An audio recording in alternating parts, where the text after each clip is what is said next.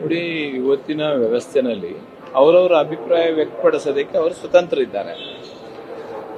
ಅವರವರ ಅಭಿಪ್ರಾಯಕ್ಕೆ ನಾವು ವಿರೋಧ ವ್ಯಕ್ತಪಡಿಸೋ ಪ್ರಶ್ನೆನೇ ಇಲ್ಲ. ಅವ್ರಿಗೇನು ತಿಳುವಳಿಕೆ ಇದೆ, ಮಾಹಿತಿ ಅದಾದ್ಮೇಲೆ ಅವ್ರು ಹೇಳಿಕೆ ಕೊಡ್ತಾರೆ. ಅದ್ರೊಳಗೆ ನಾವ್ಯಾಕೆ ತಪ್ಪು ಹುಡುಕಕ್ಕೆ ಹೋಗ್ಬೇಕು? ಮತ್ತೆ ಅಂತೆ ಕಂತೆಗಳಿಗೆಲ್ಲ ಉತ್ತರ ಹೇಳೋದು ಅಗತ್ಯ ಇಲ್ಲ. ಒಂದು ಮತ್ತೆ ನನ್ನ ಸ್ವಂತವಾಗಿ ಅನ್ಸಿದ್ರೆ ಧರ್ಮಸ್ಥಳಕ್ಕೆ ಇಲ್ಲಿಂದ ಹೋಗಿ ಅಲ್ಲಿ ಧರ್ಮಸ್ಥಳ ರಕ್ಷಣೆ ಮಾಡ್ಬೇಕಾದ ಅಗತ್ಯ ಇಲ್ಲ. ಇದು RSS ಆಗಲಿ BJP ಆಗಲಿ ಹುಟ್ಟಿದ ಮೇಲೆ ಧರ್ಮಸ್ಥಳ ಬಂದಿದ್ದಲ್ಲ. ನೂರಾರು ವರ್ಷದಿಂದ ಧರ್ಮಸ್ಥಳ ಇವ್ರು ಯಾರು ಹೋರಾಟ ಮಾಡಿ ಧರ್ಮಸ್ಥಳ ಉಳಿಸೋದು ಬೇಕಾಗಿಲ್ಲ. ಅದೆಲ್ಲ ನಂಬಿಕೆ ಮತ್ತು ಭಾವನೆಗೆ ಸಂಬಂಧಪಟ್ಟ ವಿಚಾರ. ನನಗೆ ನಂಬಿಕೆ ಇದ್ರೆ ನಾನು ಹೋಗ್ಬೋದು. ಇವ್ರು ಹೋಗಿ ಯಾರಿಗೂ ರಕ್ಷಣೆ ಕೊಡೋದು ಬೇಕಾಗಿಲ್ಲ. ಅಥವಾ ಧರ್ಮಸ್ಥಳ ಹೆಗ್ಡೆಯವರು ಅತ್ಯಂತ ಗೌರವಯುತವಾಗಿ ನಡ್ಕೊಂಡಿದ್ದಾರೆ ಇಲ್ಲಿವರೆಗೆ. ಮತ್ತೆ ಸರ್ಕಾರ ಏನ್ ಕ್ರಮ ತಗೊಂಡಿದೆ ಅದು ಬಹಿರಂಗವಾಗಿ ಅದನ್ನ ಸ್ವಾಗತ ಮಾಡಿದ್ದಾರೆ.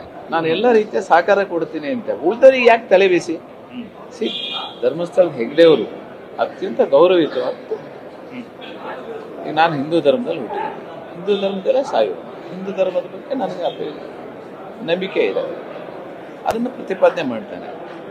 ಈಗ ಇವರು ಯಾವ ಕಾರಣಕ್ಕೆ ಹೋರಾಟ ಮಾಡ್ತಾರೆ? ದೇವರನ್ನ ರಕ್ಷಣೆ ಮಾಡಕ್ ಇವ್ರು ಹೊರಟಿಯಾರ? ದೇವರ ರಕ್ಷಣೆ ಮಾಡಕ್ ಹೊರಟಿಯಾರ? ದೇವರ ರಕ್ಷಣೆ ಇವ್ರು ಯಾರು ಪ್ರಪಂಚದಲ್ಲರೂ ಯಾರು ಮಾಡೋದು ಬೇಡ. ಯಾಕಂದ್ರೆ ಯಾರ ಕೈಗೂ ಸಿಕ್ಕಿಲ್ಲ ದೇವರು. ನಮ್ ನಂಬಿಕೆ ಮತ್ತು ಭಾವನೆಗೆ ಸಂಬಂಧಪಟ್ಟ ವಿಚಾರ. ದೇವರ ರಕ್ಷಣೆ ಮಾಡಕ್ಕೆ ಇವ್ರು ಯಾರು? ನಾನಾಗ್ಲಿ ಇವರಾಗ್ಲಿ ಈ 800 ಕೋಟಿ ಜನ ಇದಾರಲ್ಲ ಪ್ರಪಂಚದಲ್ಲಿ ಇರೋರು, ಇವ್ರು ಯಾರು ದೇವ್ರ ರಕ್ಷಣೆ ಮಾಡೋದು ಬೇಕಾಗಿಲ್ಲ.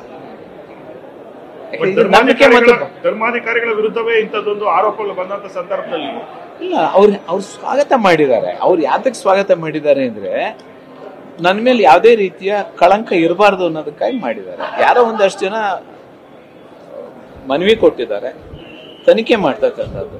ತನಿಖೆ ಮಾಡೋದು ಕರೆಕ್ಟ್ ಇದೆ, ತನಿಖೆ ಮಾಡಿದ್ದಾರೆ. ನ್ಯಾಯಾಲಯದ ಮೂಲಕ ತೀರ್ಪು ಹೊರಗೆ ಬರೋವರೆಗೆ ನಾವ್ಯಾಕೆ ಅದಕ್ಕೆ ತಲೆಗೆಡಿಸ್ಕೋಬೇಕು? ಈಗ ನಾನು ತಮಗೆ ಮೀಡಿಯಾದವರು ಕೂಡ ನನ್ನ ಪ್ರಶ್ನೆ ಏನಿದೆ ಅಂದ್ರೆ, ಈಗ ನಾನು ಒಂದು 30-40 ವರ್ಷದ ಹಿಂದೆನೂ ಈ ರೀತಿ ಹೇಳಿಕೆ ಕೊಟ್ಟಿದ್ದೆ. ಬಾಬ್ರಿ ಮಸೀದಿ ಸಂಬಂಧಪಟ್ಟಂತೆ ರಸ್ತೆ ಮೇಲೆ ಹೋರಾಟ ಮಾಡೋ ಅಗತ್ಯ ಇಲ್ಲ.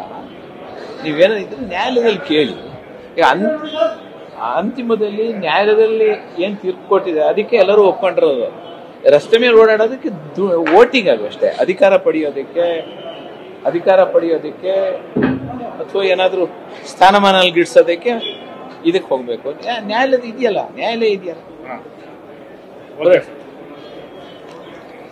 ಏನ್ ಸಿಗ್ಲಿಲ್ವಾ? ಏನಲ್ಲ ಸರ್, ಕರೆಕ್ಟ್ ಆಗಿ ನೀವು ಅಪಪ್ರಚಾರ ಮಾಡುವಂತ ಒಂದು ಜನ ಇದ್ರೆ ಅವ್ರ ವಿಚಾರದಲ್ಲಿ ಸರ್ಕಾರ ಎಡುವುದು ಅಂತ ಅನಿಸ್ತಾ ಇದೆಯಾ, ಅಥವಾ ಸರ್ಕಾರ ಇನ್ನೂ ಕ್ರಮವನ್ನು ತೆಗೆದುಕೊಳ್ಬೇಕಿತ್ತು ಅನ್ನುವಂತ ಅಭಿಪ್ರಾಯ ಇದೆಯಾ? ಹೇಗೆ ಇಲ್ಲ ನೋಡಿ, ಸರ್ಕಾರ ಅತ್ಯಂತ ನ್ಯಾಯಯುತವಾಗಿ ನಡ್ಕೊಂಡಿದೆ. ಯಾರ ಒತ್ತಡಕ್ಕೆ ಮಣಿಲೂ ಇಲ್ಲ, ಯಾರ ಒತ್ತಡಕ್ಕೆ ಹಿಂದಕ್ಕೂ ಹೋಗ್ಲಿಲ್ಲ. ಅರ್ಜಿ ಕೊಟ್ಟಿದ್ದಾರೆ, ನ್ಯಾಯಾಲಯದ ಆದೇಶನೇ ಇತ್ತು, ತನಿಖೆ ಮಾಡ್ತಾ ಇದ್ದಾರೆ. ತನಿಖೆ ಮಾಡಿ ಅಂತ ಹೇಳೋರು ಇವರೇ, ತನಿಖೆ ನಿಲ್ಲಿಸಿ ಅಂತ ಹೇಳೋರು ಇವರೇ. ಅವ್ರವ್ರ ನಾಳೆ ಚುನಾವಣೆ ಗೆಲ್ಲೋದಕ್ಕೆ ಏನೇನ್ ಬೇಕೋ ಅದನ್ನ ಹೇಳ್ತಾ ಇದ್ದಾರೆ ಅಷ್ಟೇ. ಭಾರತೀಯ ಅಷ್ಟೇನೆ. ಈಗ ಆ ರೀತಿ ಮಾಡಿ ಕೇಂದ್ರದಲ್ಲಿ ಅಧಿಕಾರಕ್ಕೆ ಬಂದಿದ್ದೆ. ನಾನು 10 ವರ್ಷ ಇಲ್ಲಿ ಶಾಸಕನಾಗಿ ಕೆಲಸ ಮಾಡಿದ್ದೇನೆ. ಯಾವ ಕಾರಣಕ್ಕೂ ಕೂಡ ನಾನು ಶಾಸನ ಸಭೆ ತಪ್ಪಿಸಿ ವೈಕುಂಠ ಸಮಾರಾಧನೆ ಹೋಗೋದು, ಸಾವಿಗೆ ಹೋಗೋದು, ಇವು ಯಾವ ಕೆಲಸನೂ ಮಾಡಲಿಲ್ಲ. ಬೆಳಗ್ಗೆಯಿಂದ ಸಂಜೆವರೆಗೆ ಶಾಸನದಲ್ಲಿ 7 ಕೋಟಿ ಜನರ ಸಮಸ್ಯೆಗಳನ್ನು ಎದುರಿಸೋದು ಬಿಟ್ಕೊಂಡು ಇಲ್ಲಿ ಕೂತ್ಕೊಂಡು ಕೇಳಬೇಕು. ಬೇರೆಯವ್ರು ಹೇಳಿದ್ದನ್ನು ಕೇಳಬೇಕು, ನಾವು ಹೇಳಿದ್ದನ್ನು ಬೇರೆಯವ್ರು ಕೇಳಬೇಕು. ಮುಂದಿನ ಸೋಮವಾರ ಹೋಗ್ಬೋದಾಗಿತ್ತು. ಈಗ ಸೆಷನ್ ಬಿಟ್ಟು ಹೋಗೋ ಅಂತ ಅಗತ್ಯ ಏನಿದೆ? ಅಂಥವರೆಲ್ಲ ಶಾಸನ ಸಭೆಗೆ ಬಂದೇ ಈ ದೇಶ ಹಾಳಾಗ್ತಿರೋದು. ಅವ್ರಿಗೆ ಮತಗಳ ಮೇಲೆ ಕಣ್ಣು ಅಷ್ಟೇ ಹೊರತು ಜನರ ಸಮಸ್ಯೆ ಮೇಲೆ ಕಣ್ಣಿಲ್ಲ. ಏನ್ ಧರ್ಮಸ್ಥಳದಲ್ಲಿ ಇವ್ರು ರಕ್ಷಣೆ ಮಾಡ್ತಾರ? RSS ಹುಟ್ಟಿ 1925ನೇ ಇಸ್ವಿ. ಅದಕ್ಕಿಂತ ಮೊದಲು ಧರ್ಮಸ್ಥಳ ಇರ್ಲಿಲ್ವಾ? ಅಥವಾ ಹಿಂದೂ ಧರ್ಮ ಇರ್ಲಿಲ್ವಾ? ಸಾವಿರಾರು ವರ್ಷದಿಂದ ಇದೆ ಹಿಂದೂ ಧರ್ಮ. ಇವ್ರು ಯಾರು ಕಷ್ಟಪಟ್ಟು ಉಳಿಸೋದ್ ಬೇಕಾಗಿಲ್ಲ. BJP ಅವರು ಉಳಿಯುತ್ತ ಲಕ್ಷಾಂತರ ವರ್ಷದಿಂದ ಇದೆ. ಧರ್ಮ ಅನ್ನೋದು ಪ್ರಕೃತಿಯ ಜೊತೆಗೆ ಸೃಷ್ಟಿಯಾಗಿದೆ ಅಂತಕ್ಕಂಥದ್ದು ನಮ್ಮ ವೇದ ಉಪನಿಷತ್ತಲ್ಲಿ ಹೇಳ್ತಕ್ಕಂಥದ್ದು. ಧರ್ಮ ಅಂತಕ್ಕಂಥದ್ದು ಏನಿದೆ, ಹಿಂದೂ ಧರ್ಮ, ವೇದ ಉಪನಿಷತ್ತು ಏನಿದೆ ಅದು ಪ್ರಕೃತಿಯ ಜೊತೆಗೆ ಸೃಷ್ಟಿಯಾಗಿರೋದು ಇರ್ತಕ್ಕಂಥ. ಅದರಿಂದ ನನಗನ್ಸೋದು ನನಗೆ ನಂಬಿಕೆ ಇದ್ರೆ ನಾನು ದೇವಸ್ಥಾನಕ್ಕೆ ಹೋಗ್ಬೇಕು. ಅದನ್ನ ಬೇರೆಯವರಿಗೆ ಕನ್ವಿನ್ಸ್ ಮಾಡೋದಕ್ಕೆ ನಾನು ದೇವರ ಇಲ್ಲ. ನನಗೆ ನಂಬಿಕೆ ಇದೆ, ನಾನು ಹೋಗ್ತೀನಿ ಅಷ್ಟೇ. ಸರಿ, ಥ್ಯಾಂಕ್ ಯು.